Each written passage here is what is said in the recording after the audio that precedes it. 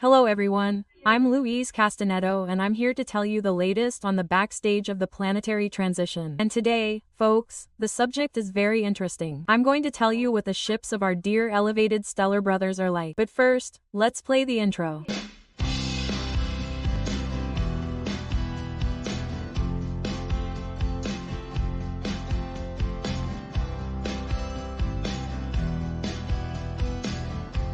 Alright, folks, I want to start the video, as always, by thanking all of you, my dear audience. When I was there at the paranormal experience, I had the honor, Tony Najjar and I, of being invited to give an interview about this whole project, this work that we're involved in, and you showed up in droves, folks. Thank you very much. I'd also like to thank everyone who recently subscribed to the channel. You're all very welcome. We hope you enjoy the content that's here on the channel. My recommendation, folks, for those who are just arriving and want to learn more about all the topics that are discussed, is that you binge watch the videos in the numerical order in which they are presented, because the topics are presented in a way that is, so to speak, didactic, both by spirituality and by our dear elevated stellar brothers. So, take a look, listen, and welcome to the group here on the channel, the podcast people. So, I am immensely grateful.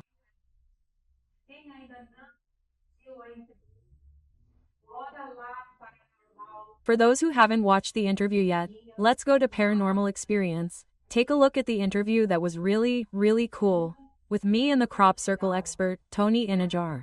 Alright, folks, one more little reminder. Don't forget, folks, to pray for the rescue of the souls that are lost in the lower reaches and on the Earth's crust. Your prayers make a huge difference in helping them understand what is happening to them and thus accept the help that is being offered to them. In the last episode, we learned about that famous object, the Oumuamua. I told you about it. And for those who don't know, let's go to the last episode so we can get a better understanding of what this mysterious object that has been wandering around our solar system is. And taking advantage of this subject, folks, let's talk today about what the ships of our elevated stellar brothers are like. Right at the beginning of the project, when I had the honor of contacting our older brothers from Aldebaran and Andromeda, whenever I could, because I'm very curious, I would ask them a question, and especially like that, a very big curiosity. I wanted to know what the ships were like, what they were like, their customs, in short, that normal curiosity that we have. And then, of course, they, as always, were super kind, right? They never shied away from giving us information. And so, let's start with the wonderful ship. The marvelous ship is the ship where the Aldebaran team stays, and they always identified themselves, right? From the marvelous ship, right? And I was there curious, right? And one day I asked them about this ship. I asked where they were talking to me from, right?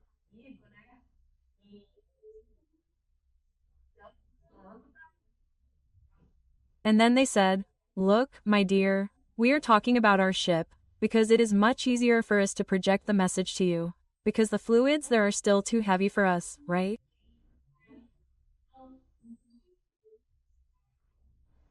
It is not at all difficult for us to understand that, right? Because look at how the world is there, right, people? So, what do? They could even come, if they wanted to, they could come, but for them our environment is very toxic.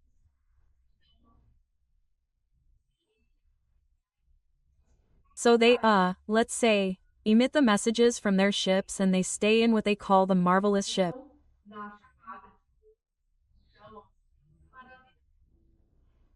And then I asked what this ship was like.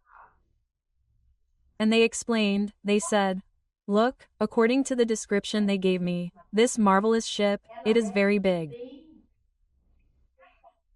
To begin with, they are also very big. The people from Aldebaran, they are Adamic, like us, they are very similar to us. They have Nordic features, blonde hair, blue eyes, fair skin, and they are much taller than us. They are about, from what I understand, between 2.5 meters and 2.70 meters, okay? Because their planet requires that they have a heavier physical build. It seems that their planet is smaller or bigger. Bigger. And then not smaller, right? So they ended up getting taller, they got heavier, right? Very good. So they said that their ship is very big, that it is all white inside, because then it is light and gives them a feeling of lightness and comfort.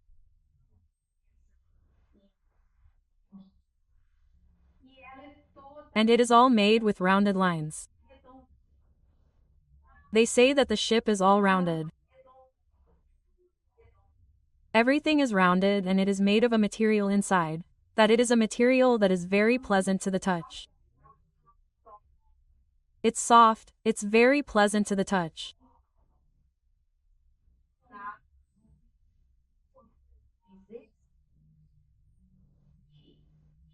In other words, they are very comfortable, spacious ships and they told me that their ships have, because they have the technology for it, large windows, practically all the common rooms they have large windows and they also have large windows in their bedrooms.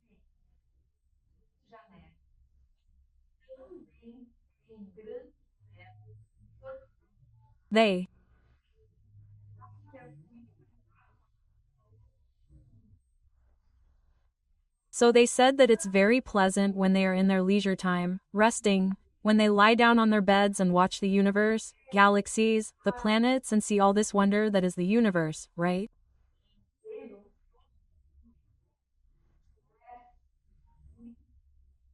They must be like that, huh? It must be really cool, right? Wow, I wish I were a little fly so I could be there and see all this, right? And then I asked them, the people from Andromeda too, who were the second team that contacted me about their ship, which they always called a celestial cruiser. And the people from Andromeda are different. They are smaller than us. They are between 1.5 meters and 1.60 meters tall, from what I understand. They are blue and they are all blue. Their eyes are also blue, they don't have hair. Very cute. I even asked, I said, wow, but don't you have hair? They said, oh, what are we going to do with blue hair? We preferred to do without our hair. They are the sweethearts. And then I thought, their ship must be a little smaller, right? They said, no, my dear, our ship is not a little smaller, no. Our ship is, we are small, but we like comfort. Quote. So, our ships are very spacious, very comfortable. You would enter and fit in them very easily, especially because our civilization is an exploratory civilization. We like to meet other civilizations, other beings. We place great value on interplanetary exchanges.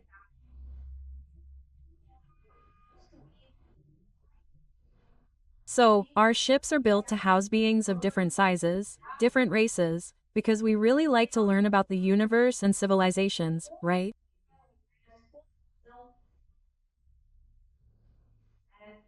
And the people of Andromeda are also very happy.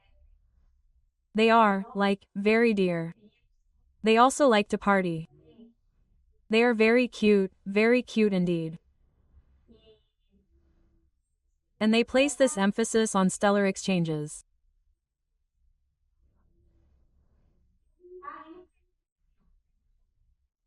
And then, regarding propulsion, they explained to me that in order to propel the ships, a dimensional loop is created around the ships.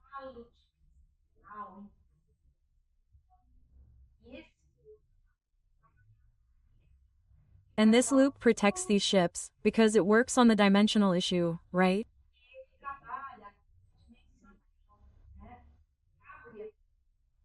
It opens the dimensional space in front of the ship and closes it behind it because of this loop.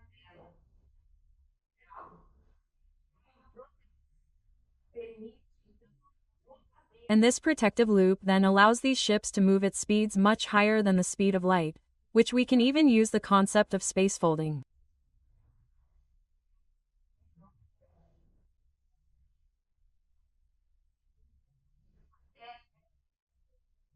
They said that they can travel up to 10 times the speed of light, without causing any discomfort or danger to the crew of these ships.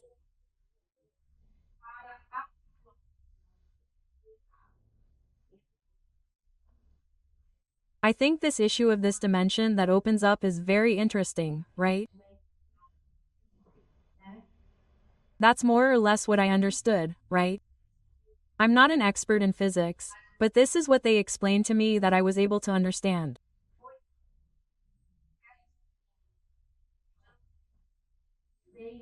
And they told me the following. The people from Andromeda also use this same principle to protect the underwater bases that they have here on Earth, which are in places inaccessible to us, human beings.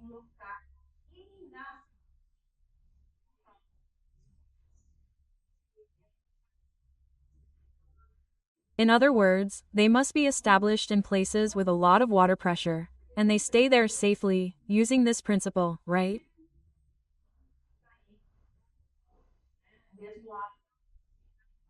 The same principle that is used in the ships is also used in these bases that are at the bottom of the sea, right? And there are several types of ships. For example, we have the flagship of the Galactic Federation, which I've already told you is gigantic.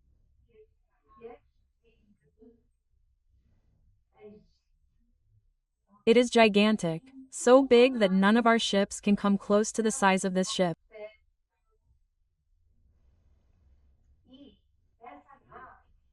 And this ship even has an area for leisure.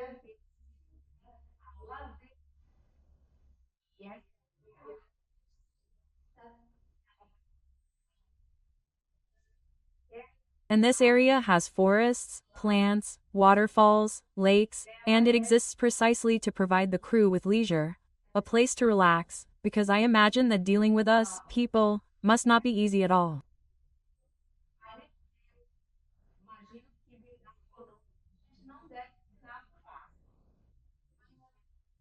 So imagine an elevated being, a good being, coming here and seeing all the atrocities that we still commit. That must make them very upset, very sad.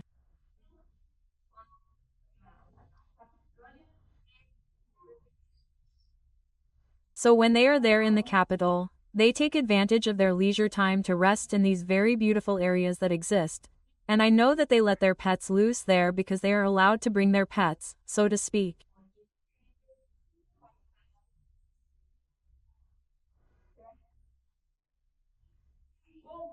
And since they have all been genetically engineered, there is no danger of one eating the other. Coexistence there is peaceful, they are all tame. And they get there, release their little animals, let their little animals roam freely in that forest, in those waters, right? And when they get there, they call, the little animals come. It's that delight, that wonderful thing that I imagine it must be like, right?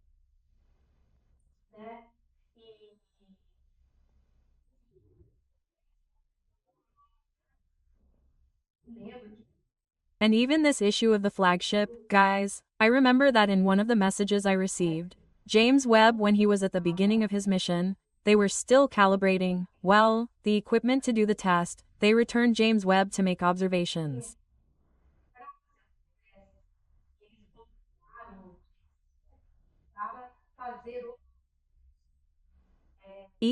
On Jupiter.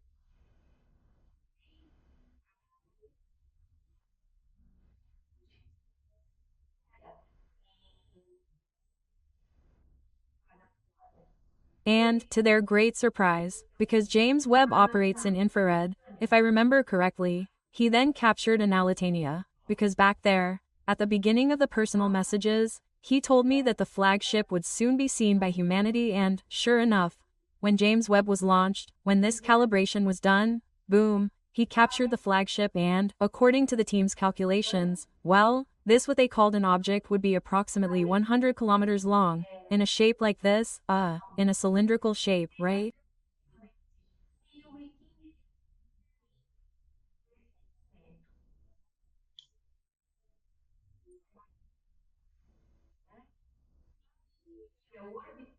And it would be orbiting Jupiter, and it would be so big that it would even cast a shadow on Jupiter, okay? This news, folks, was in UFO magazine. I'll put the link for you in the description of this video. There was even a photo of James Webb where you can clearly see a big cylindrical object there circling Jupiter.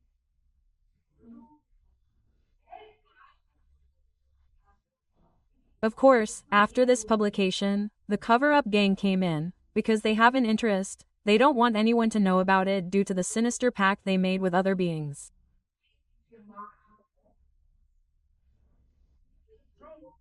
And then, of course, the cover-up gang came in, saying no, it wasn't like that at all, that it was a stain, that it was anyway.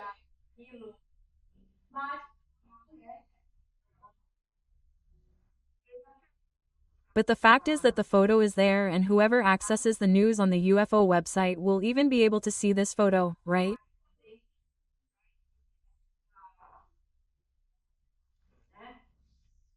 And anyway, this is very interesting, right guys? Look, if you're enjoying the video, please give it a like, okay? And click on the bell. If you're not subscribed, please subscribe to the channel and let's watch the videos there, which is a great joy for us. This really helps us spread the message to more people.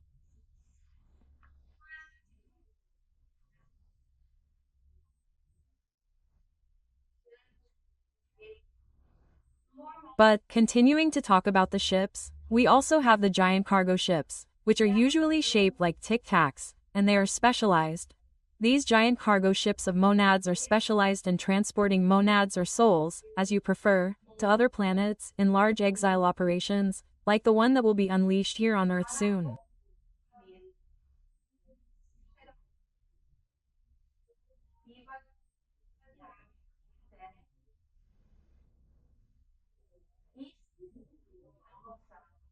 Well, and according to our spirituality and our elevated stellar brothers, these ships have already arrived and are orbiting here around Earth.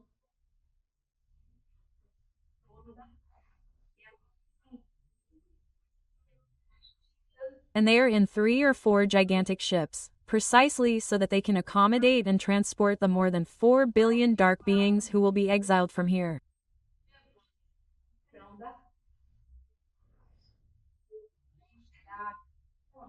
Since they have already arrived and are here circling our planet, this leads me to believe that this operation will not take that long, because what we observe is that the resources are arriving, they are arriving.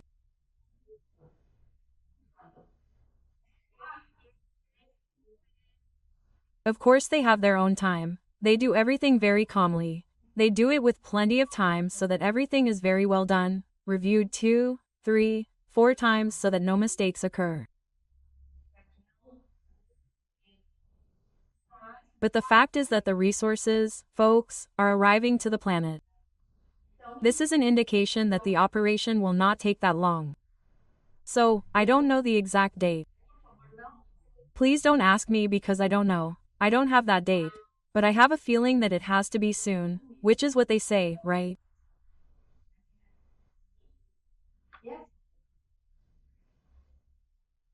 And these ships are orbiting and they are already receiving convoys of dark beings that are leaving the planet, who are being worked on by the spirituality.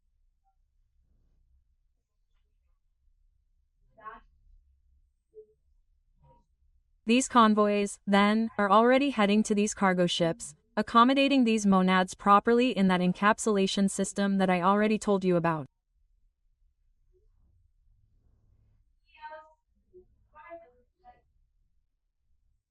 And they are there waiting for the rest of the monads that will come when Archangel Michael's operation takes place, because then these large ships will leave with an itinerary there, stopping at several planets and leaving the cargo there, right, according to the elevation.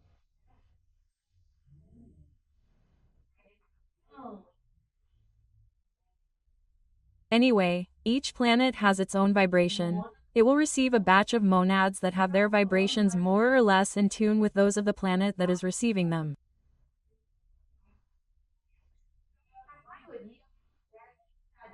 We know that most of them must be going to Chiron, but we also know that there are other planets that are receiving spirits that are in other stages of evolution.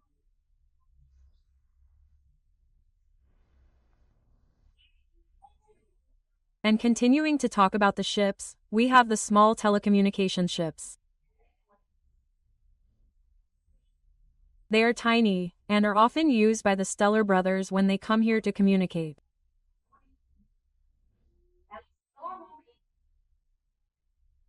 They are normally geostationary over the point where the medium is, the person they need or want to contact.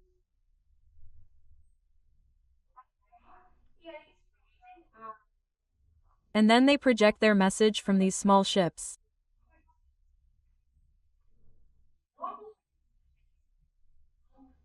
Normally, these ships are usually escorted by stellar defense ships that are commanded by the Arquiturians. Very good. And they do this because our environment here is still, unfortunately, quite toxic for them. The stellar beings that are more elevated, many do, project the message from far away. I have already received several messages transmitted directly from the captaincy, guys, from Jupiter. So, imagine the technology these beings have so that the signal leaves there and arrives here and intercepts me. It's a fantastic thing. And the more elevated they are, the more they will, for example, the brothers of the sunlight transmitted directly from the sun, because they are already so elevated that they have the capacity to do so. So, this issue of projecting messages is very interesting, right?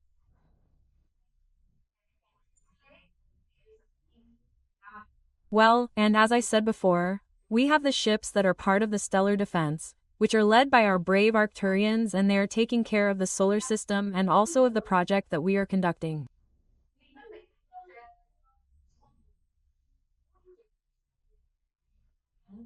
That is why it is also necessary, due to the fact that we still have non-elevated extraterrestrial beings on the planet, which I have already told you about.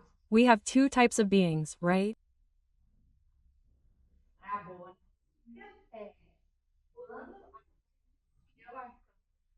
The good news is that when the operation of Michael the Archangel begins, the Dark Ones will leave and these non-elevated extraterrestrial beings will also leave, because they will no longer be allowed to stay here because they do not have the necessary elevation to do so.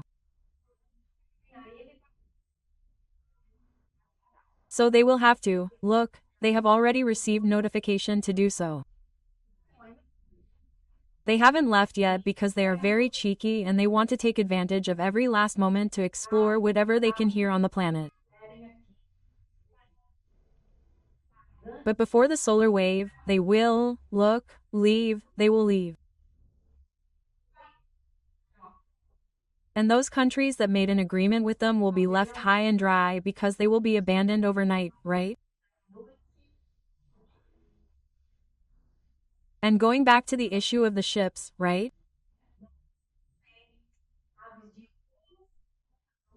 We also have observation ships, such as, for example, the ship of the Venus team, with whom I had the immense honor of contacting, because it is known that Venus is at a lower stage of evolution than ours.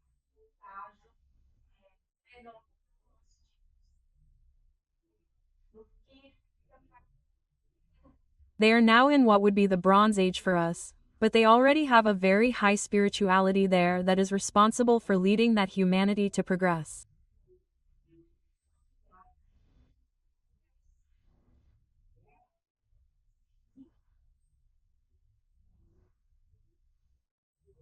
And this team of elevated beings came in a ship to do some observation work with us to see how our transition will be, to stay up to date on the subject, because when it's Venus' turn, they'll already know a lot about it.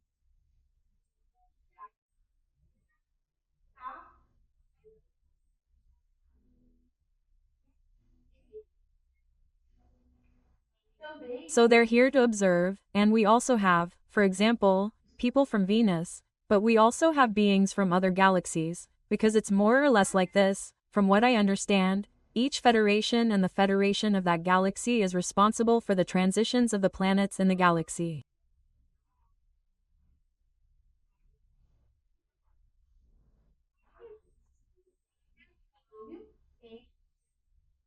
Of course, there is an exchange between beings and different galaxies, but at first they come more to observe, and often if the need arises they help, which was the case with the people from Andromeda, who were here as observers for the Confederation.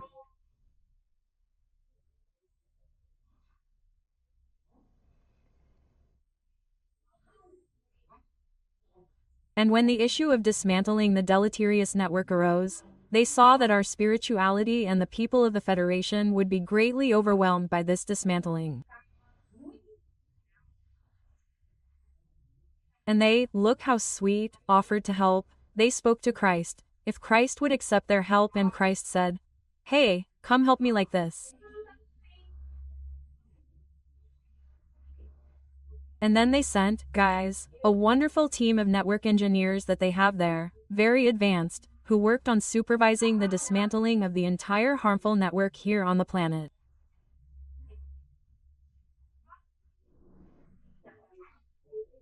So, I've already told you about this dismantling of the harmful network. It's there in the past videos, and thank God, it has already been completely dismantled.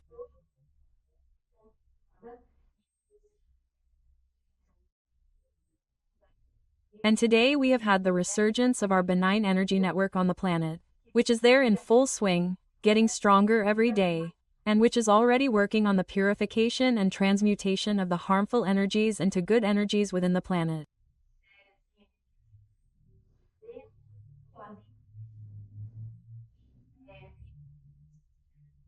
Well, all of this, guys, thanks to the help of the people from Andromeda, who at first had been invited only as observers, right? So, I've already talked about the observation ships, right? And these ships, guys, they are all transdimensional. It needs to be said, okay? So, there's no point in taking a telescope and trying to look, because we won't see them in this dimension, but they are transdimensional. And according to spirituality, our space here around the planet is full of ships.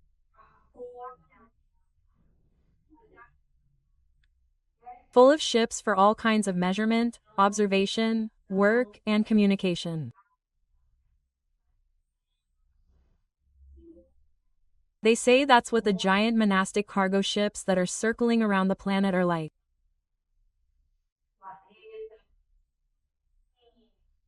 So they say that from a transdimensional point of view, our space is full of ships. And spirituality, people, also has ships, okay? Don't think that the ships are only for our elevated extraterrestrial brothers. There aren't also the non-elevated ones that have them, right? But our spirituality does have them.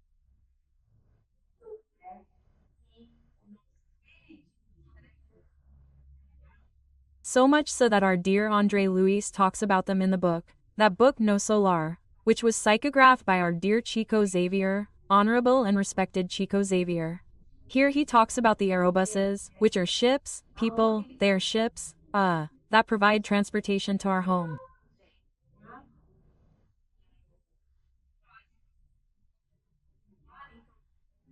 There are even aerobuses that go out to look for spirits in the lower reaches, when the number of spirits to be rescued is very large. It's an aerobus that goes there to look for them, right? They are brought from those deeper regions, from the lower reaches to milder regions. And there, in the most suitable places, the aerobus comes, picks everyone up and takes them to our colony there so that they can receive, finally, the necessary treatments, right?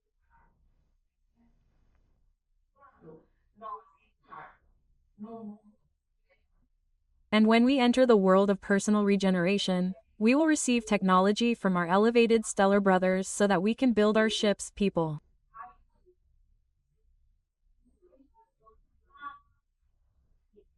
And these ships will defy the law of gravity.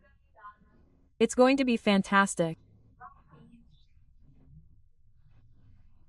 Of course, this transfer of technology, people, will happen later on, when we are, let's say, on a more established path within the world of regeneration.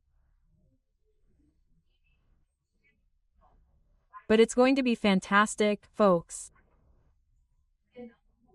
We're going to receive just this technology, as well as many others in various fields of knowledge. So, folks, that's it. I hope you enjoyed learning all about this. I'm Louise Castanhedo. I'll see you in the next episode of this channel. See you then.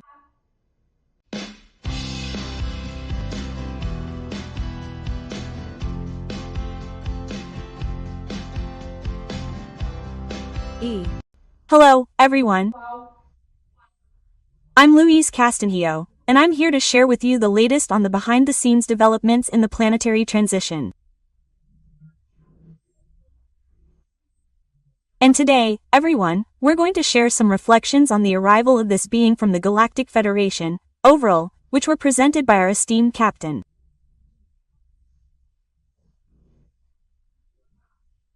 As you know, I've already told you about the psychography and channeling sessions I conduct. I usually receive an average of 2 to 3 messages per session.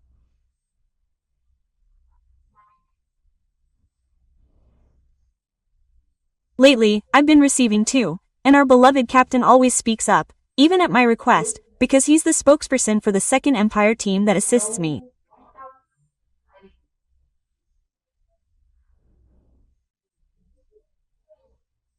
And I always ask him, I trust him so much, to come and talk to me because I feel more secure, and he helps me a lot with interpreting the messages. He reinforces and complements them with information.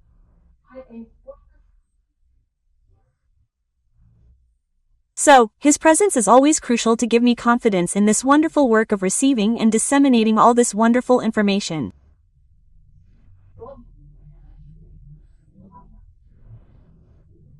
But all that said, let's play the intro.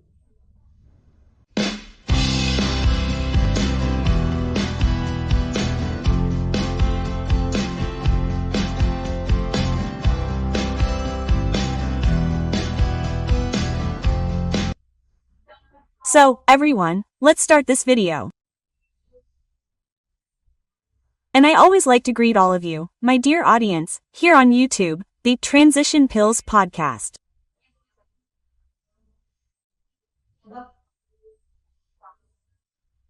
And I wish you all much peace, much health, and much joy, accompanied by hope, because our world of regeneration is coming.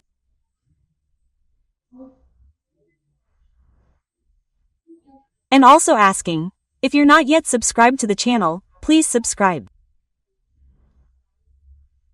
Hey, if you're subscribed, click the bell to receive the videos. Participate. If you have any questions, write them, and I'll answer them slowly. I'll answer everyone, as best I can. And that's it, folks, this contact with you is very important.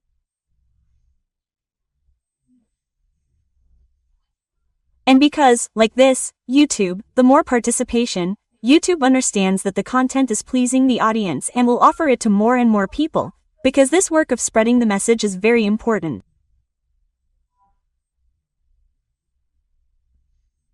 As I always say, this is voluntary work. There is no financial gain in it.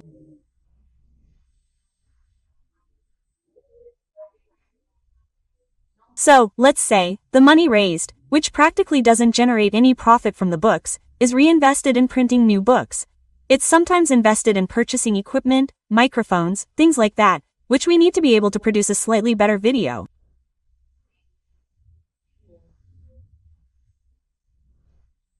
And I, folks, live off my pension, with the grace of God.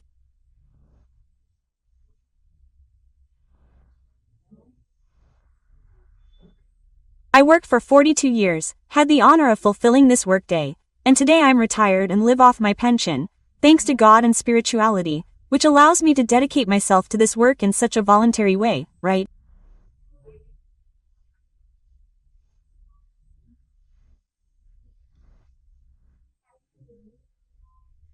For those new to the channel, I recommend binge watching the videos, because there are so many topics that I can't keep repeating every time.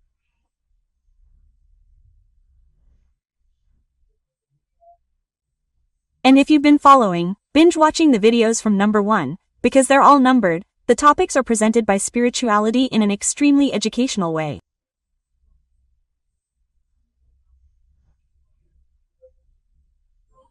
And you'll be kept up to date with everything, every nuance, every event within this immense backstage of the planetary transition.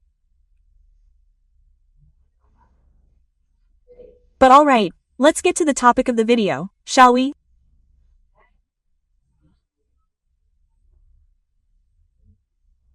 To recap, we had the illustrious visit of the VRI, who was an eyewitness to the attempted agreement between the elevated beings that make up the Galactic Federation and the human race, unfortunately unsuccessful at that time.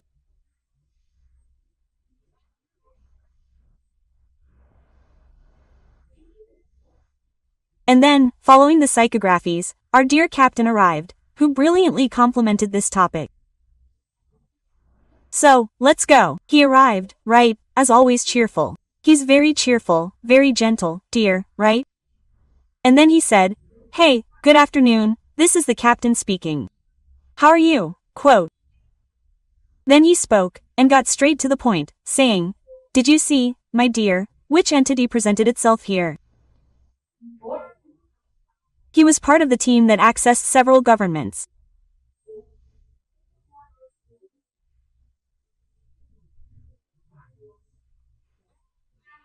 So, it wasn't just one government, no, it was several governments from countries considered the most evolved on the planet, in an attempt to reach an agreement that would be extremely beneficial for all humanity, right?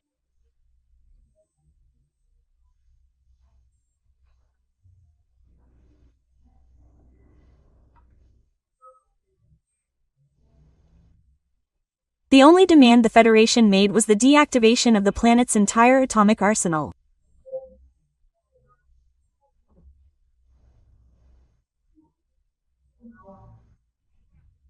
Because this arsenal represents a serious and grave problem for everyone in the solar system, because really, you know, atomic bombs, what are they afraid of?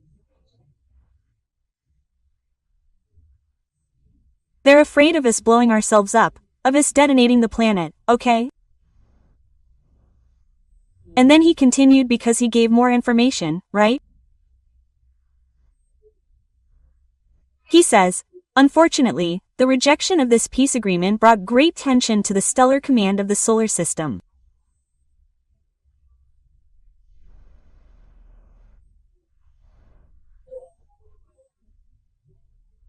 Because if another planet were to explode, because I already told you this, guys, do you remember videos 45 and 105 of this channel here?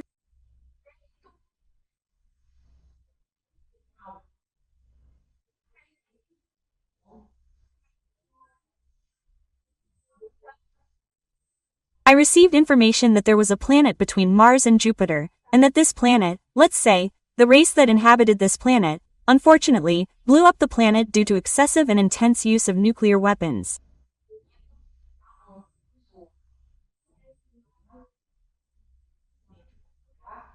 They simply blew up the planet, okay? And then what happened? The entities responsible for the solar system.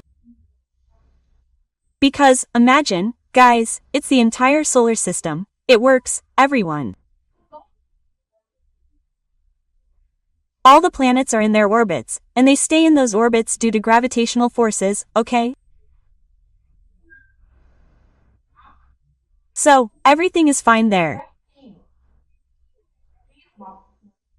If you take a planet out of the middle of the solar system, you lose that mass, that gravity.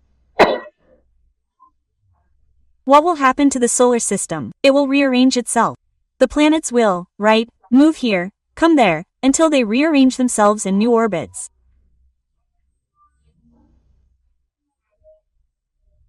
Now you can imagine the tragedy that would be for the populations living on these planets, because you know, I've already told you this, that all the planets in the solar system are inhabited in different dimensions, okay?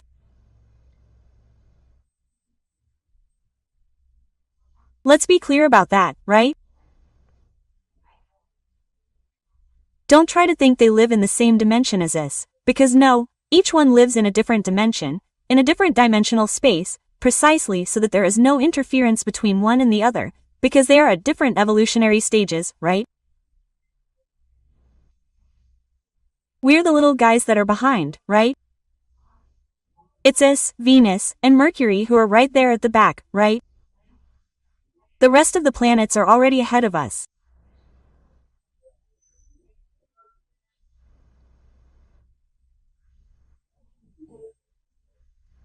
But anyway, this planet exploded and forced the celestial engineers to create an artificial anchor next to what was left of the planet, next to the metallic core of the remaining planet, which is actually an asteroid they call an asteroid, right?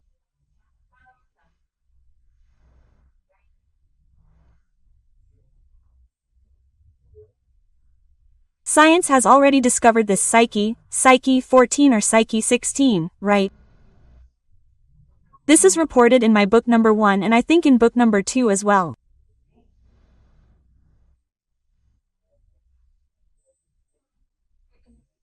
And then, an artificial anchor was made on this core to prevent damage to the orbits of the other planets.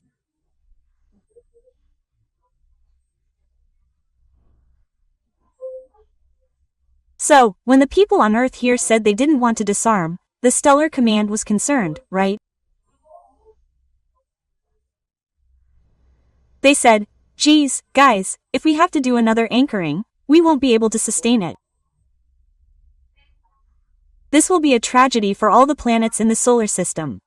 Quote.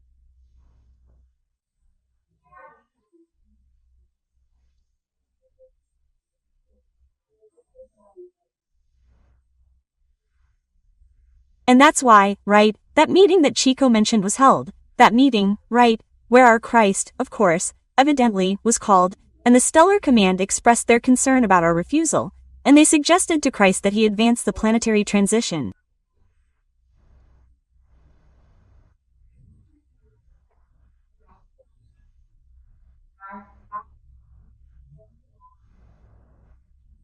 And what would this anticipation of the planetary transition mean?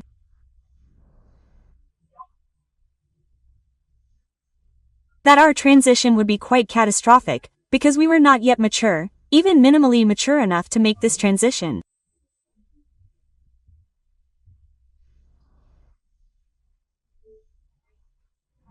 Therefore, it would end up being more, indeed, heavier. It would be a transition with more catastrophes. In short, it would be a very complicated business.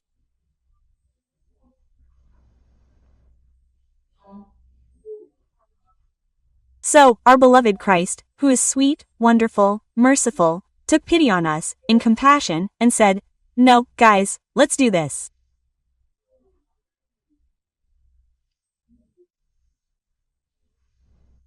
Give me a little time, so I can give myself this 50-year moratorium, which is nothing to them, because they are eternal.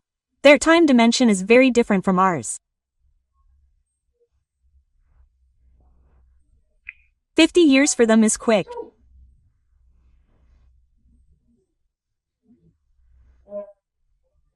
If you give me this little time, so I can see, so that this human race can prove that it deserves a smoother transition, because it wasn't the population who made this decision, it was a few leaders who made this decision.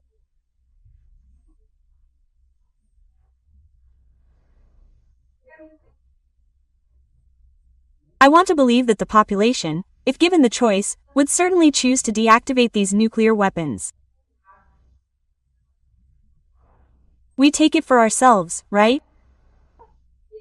Who is satisfied with this nuclear weaponry? Most people don't like it, don't want it, would love for it to be deactivated. They know the problem. And they're only there because of some leaders in power, influenced by dark beings, who maintain all this weaponry, right?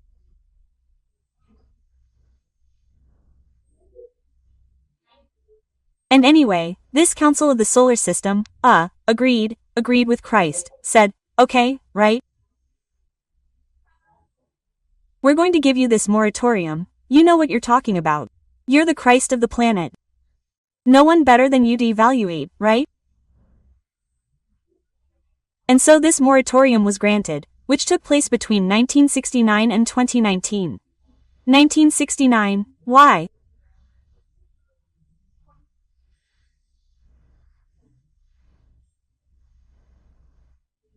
Which was the year man went to the moon, and so it was taken as a milestone for the beginning of this 50-year moratorium. And where in this moratorium, if we didn't enter a third world war, we would then have the right to a smoother transition.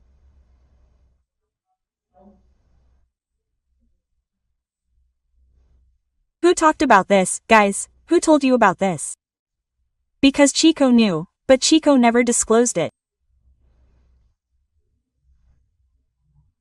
He asked Geraldo Leames, asked Marlene Nober, right, that after his death they disclose it. And that's what they did.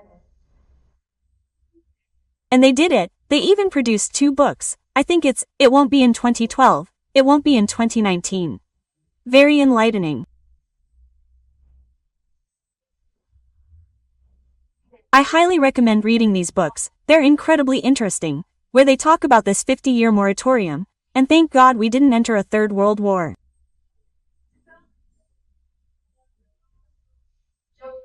So, on July 4, 2019, we successfully completed the moratorium.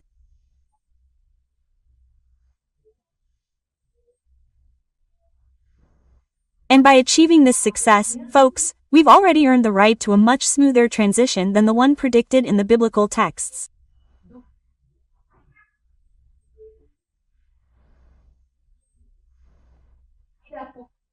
In other words, that apocalypse that João Tadinho saw, our dear, esteemed João the prophet saw, will be much, much, much smoother.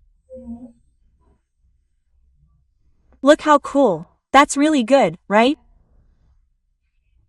And it's interesting for us to know these details, because until then, I thought it was because man had gone to the moon, and so on, but it wasn't. It was because of the refusal of these rulers, these more affluent countries, to reach a beneficial agreement with the Galactic Federation, right? And anyway, everything worked out, thank God. And today here we are, about to enter the world of regeneration in a smoother and less catastrophic way, right? So, folks, we have to give a shout out to our beloved Christ. Point for him, because he's always, folks, he's a wonderful being. He's always helping us, always protecting us, he interceded for us, and today we're here. It's true that the world is in a bit of turmoil. It's true. But that, folks, is the exterminators of evil. Because this group of darkness, they're feeling cornered.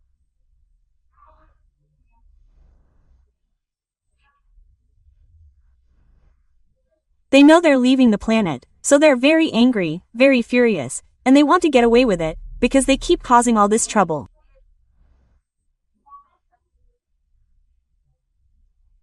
But the fact is, folks, it's already been decided. Our Christ has already decided on a smooth transition.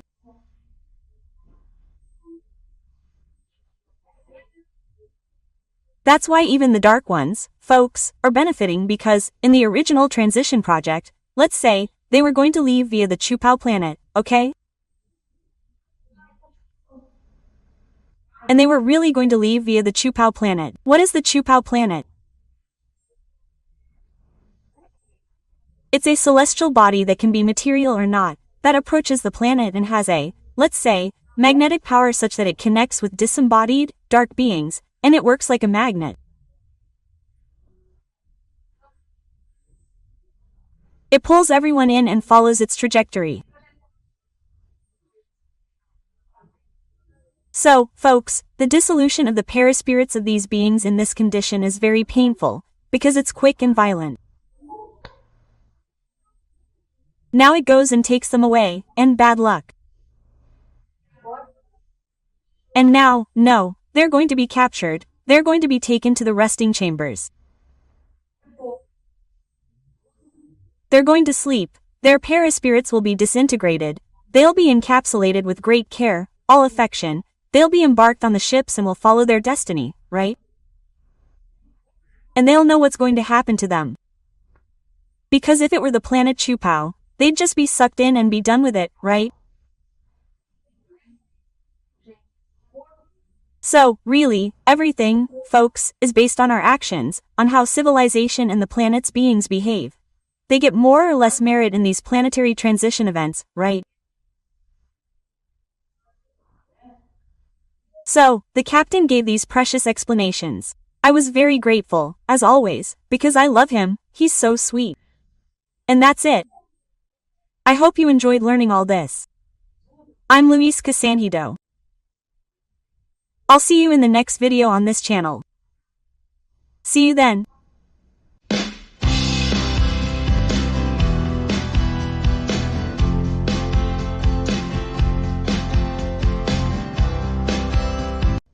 Hello, everyone. I'm Louise Castanhedo and I'm here to tell you the latest on the behind the scenes of the planetary transition.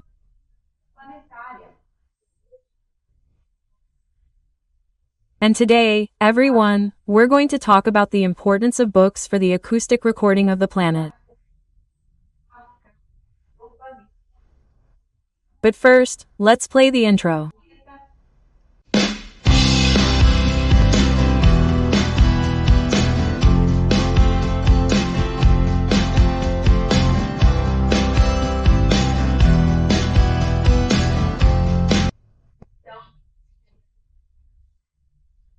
So, everyone, I want to start this video by greeting you all, as always, and wishing you all much peace, much health, much joy and, most importantly, much hope, because the world of regeneration is coming.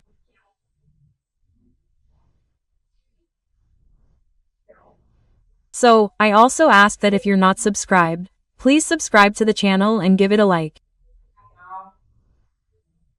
Click on the bell, everyone.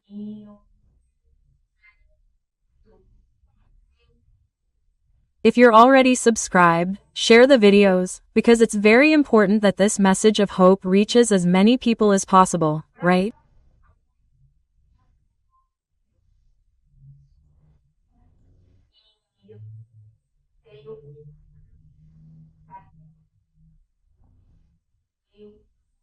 And I also, folks, have a message to give you that came from my dear mentor, Lieutenant Captain Joao, and he told me in the last psychography I did, that I asked him, how was the operation to rescue the souls that are lost in the Earth's crust, in the umbral?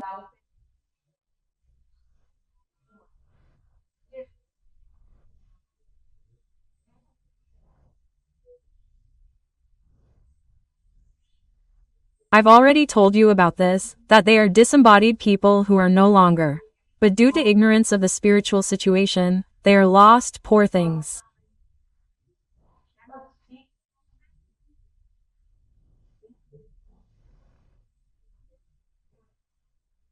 So, this rescue operation is necessary so that they can be sheltered in the spiritual posts and colonies when the magnificent operation of Archangel Michael takes place.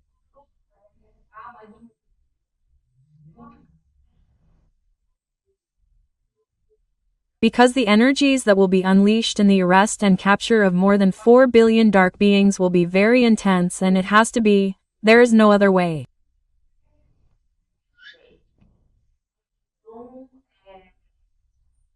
And so, what is expected? What Christ wants is for these souls to accept the help that is offered to them, because everything, folks, works on the basis of free will. So, spirituality doesn't go there and take this group and take them. No, it doesn't work like that. They go there, they contact these groups that are lost, they explain and offer help.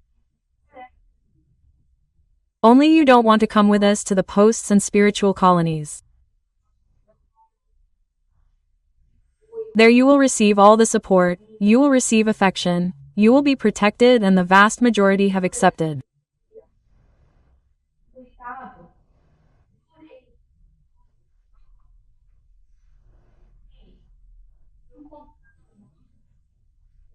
However, I learned, through the captain, that they are finding more difficulties, believe it or not, people, with the souls of the East, because, unfortunately, in the East, due to political problems that have occurred, for example, I will give an example here, countries like China, for example, which implemented its communist regime and, unfortunately, prohibited the religious practice of its people.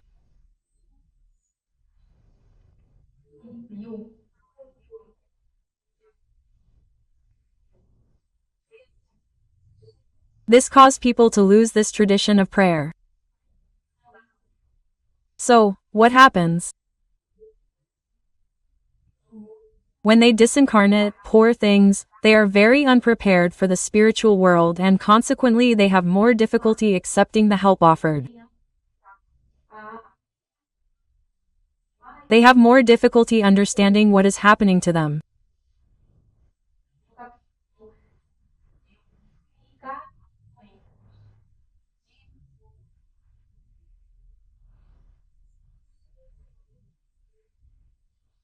So, the captain asked me earnestly to ask for help from all of you.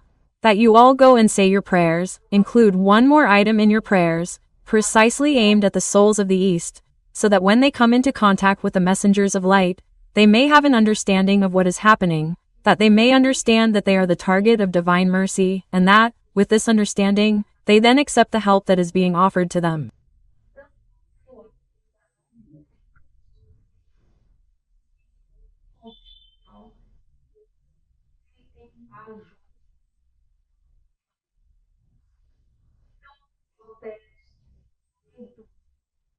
So, guys, I ask in addition to the request for peace in the world, in addition to the request for our physical awakening operation to be as attenuated as possible, I ask that you include this one more item at the request of our esteemed mentor, Lieutenant Captain Joao. Okay?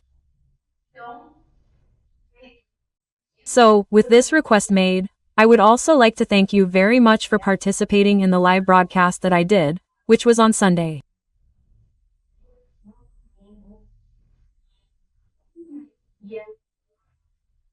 And this live broadcast was not on my channel, but on the interview channel of Mr. Jorge Salim Kim and some really cool people. Guys, the live broadcast is recorded there. If you didn't have the chance to watch the live broadcast, you can watch it recorded, where I talk about all the topics or most of the topics covered in the third book, Missions of Light.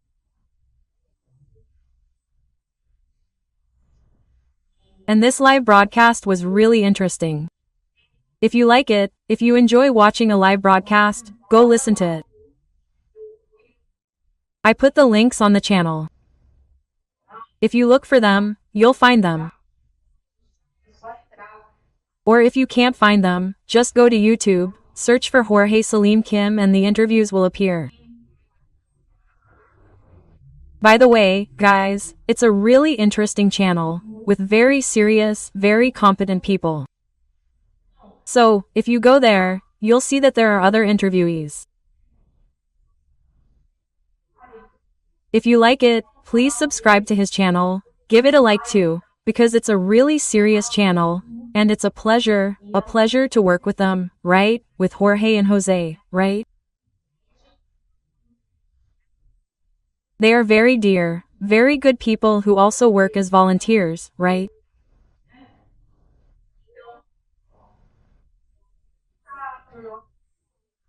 So, guys, let's get to our topic today that I didn't know about and I was very surprised by this information that was given to me.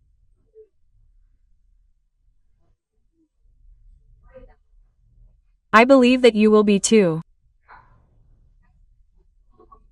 It's like this, well, it all started like this, I was a little late, I got confused with the schedule and because the night before, guys, I went to bed late, you know why I was on my cell phone, okay?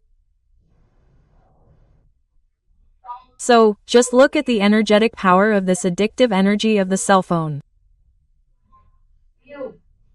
Guys, I who receive the messages, who talk to you, was there and they're playing with my cell phone. When I got scared, it was 2 in the morning, I said, "Dear Jesus, what did I do?" Instead of turning off my cell phone an hour before going to bed, I didn't play with it and left. You see how this energy issue works? We have to put willpower into this, guys. We really have to focus on this issue, because otherwise this energy comes and, oh, it easily carries us away. It's one thing, that's why our Lord Jesus Christ is going to banish this energy from the planet. He already said, look, it's an order from God the Eternal Father. And I also think so, we're going to exterminate this harmful energy from the entire planet, because it's an addictive energy, it addicts you without you realizing it. Quote. So, guys, this happened to me, right? And I ask you to be careful, guys. Please watch your children, especially teenagers.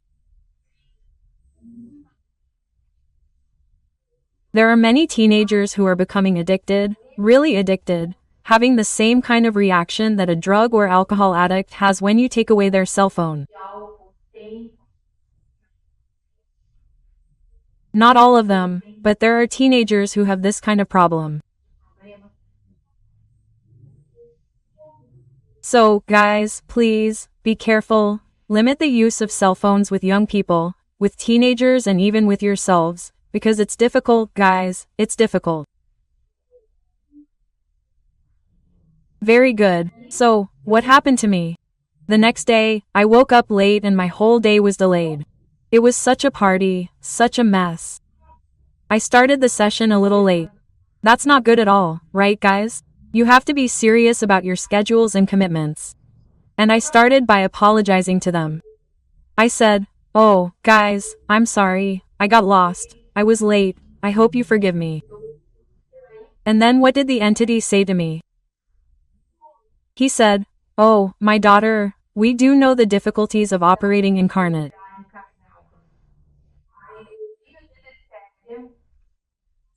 The harmful energy has a very powerful addictive factor and, sometimes, it's hard to resist the temptation of its call. Quote. Because that's it, guys. Sometimes we close our cell phones, leave them on the table. I don't know if this happens to you, but it happens to me. It's like the cell phone is calling you. Before you know it, you're holding it in your hand looking, guys, because the addictive energy has an artificial intelligence programming that calls us. So, we have to look closely and turn off our cell phones. Turn them off and put them in another room, somewhere far away where you can't see them. It's the best way we can resist getting carried away by this addictive energy, right? And then the entity told me, look, it went well, daughter, what happened to you the day before? So, be careful, take physical measures like the ones you're thinking about, which is what I just told you, right? So, what do I do? I set an alarm every day, about an hour before the time I usually go to sleep, to let me know, look, turn off your cell phone, turn off your cell phone. Then I go there, sometimes I go by accident, but I go there and turn it off and put it in another corner. I'll put it to charge, put it in another room, and that's when things really start to work better, right? Now, that's what he said here, look.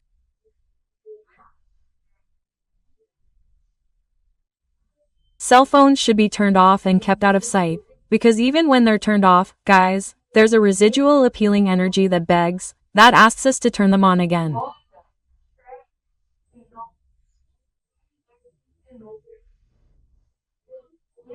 So, we have to make an effort not to fall into this sinister trap.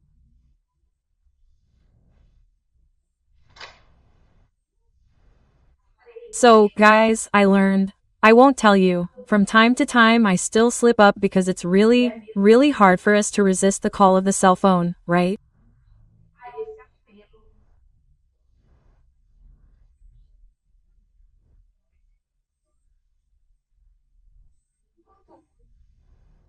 And so, what he said was the following.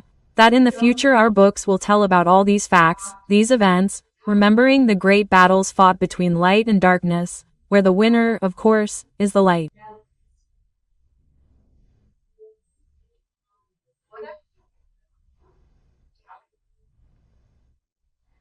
So, have no shadow of a doubt, people, in this spiritual battle that we are fighting, there is only one winner, the light.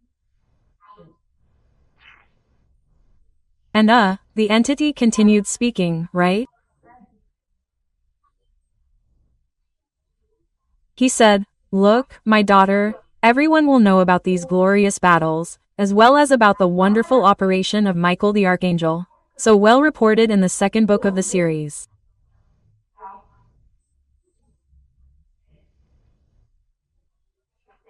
So, you know that I have 3 books, right, that are already available to you. And the second volume of this series about the backstage of the planetary transition, it is very focused on Michael the Archangel's operation and also on the blackout. So, if you want to know more about all this and like to read, I strongly recommend that you buy the book and read it, because of course, I tell you in the videos, but I can't go over all the details, right?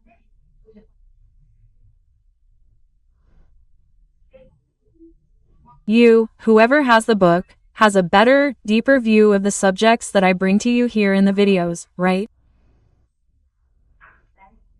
Now, just look at how interesting this entity is going to say now. Pay attention.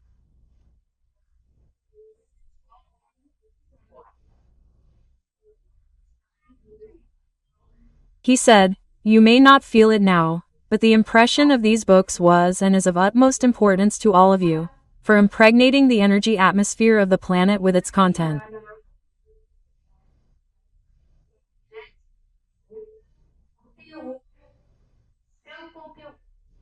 Oh, interesting, right guys? So, guys, I've already talked to you a little about the issue of the planet's acoxic record.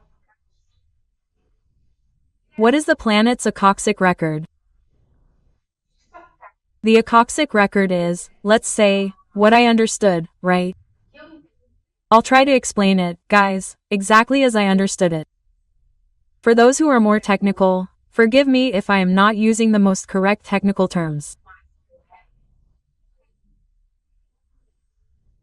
But I understood the following. That this record here is like an energetic envelope of the planet, where it is like a memory.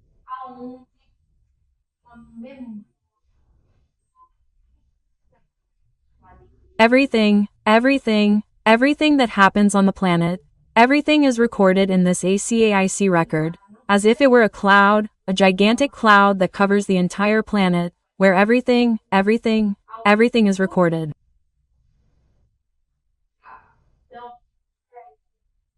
So, parties, wars, events, disasters, festivities, everything is impregnated there.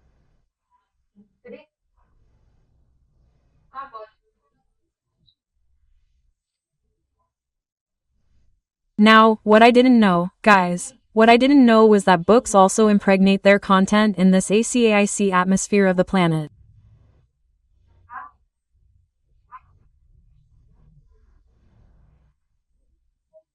And, mainly, this happens from the moment they are printed.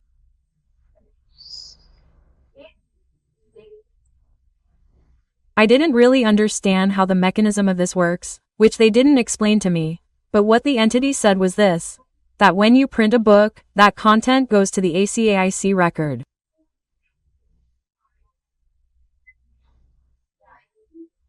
And there, guys, look how interesting this information is. It is part of the common sense of future generations.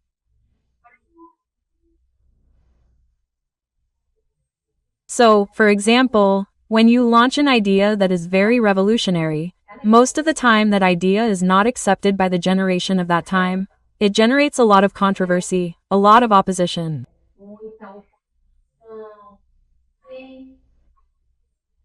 However, the person who has that idea, writes the book, prints the book, it is registered here, it becomes part of the common sense, it starts to be part of the common sense of the next generation that will incarnate. And then what happens? The next generations, they already show themselves to be open to that idea that was previously so opposed. So, it seems that the thing, from what I understand, works this way. And I was very surprised, right?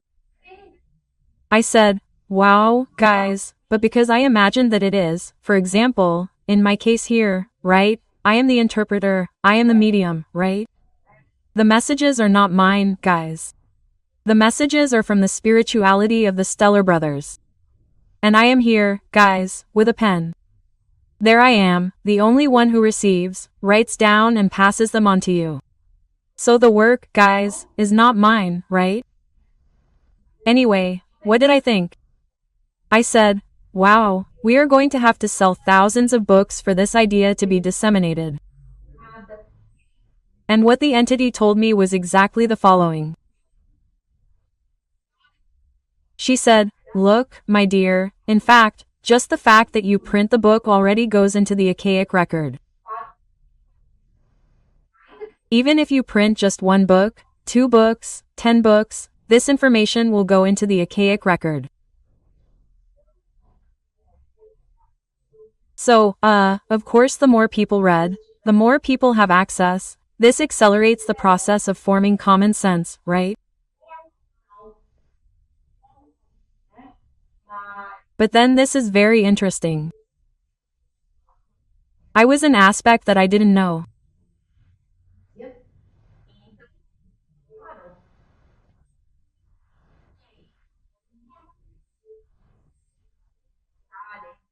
And then, what they told me was the following.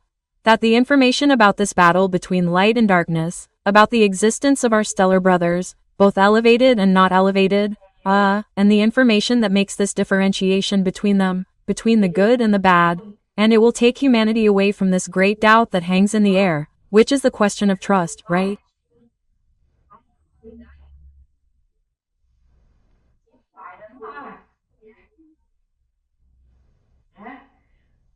And then many ask themselves, right? But should we trust extraterrestrial beings? I myself have received several comments, people who ask me about the transition pills, right? But Louise, can we really trust this group there? What do you mean? How do you trust them, right? What do they want from us? Because some contacts are good and others are not, right?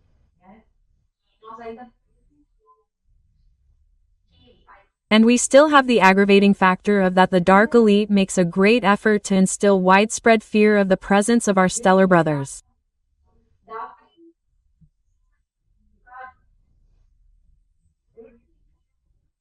So, there is a lot of misinformation, and the little information that comes, it gives us the impression that the beings want to dominate us.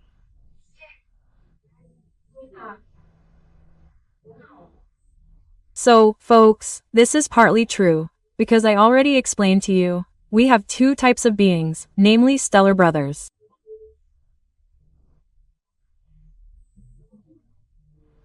We have the non-elevated ones who really want to dominate us, and if they were left to their own devices, they would chop us up into small pieces, turn us into slaves.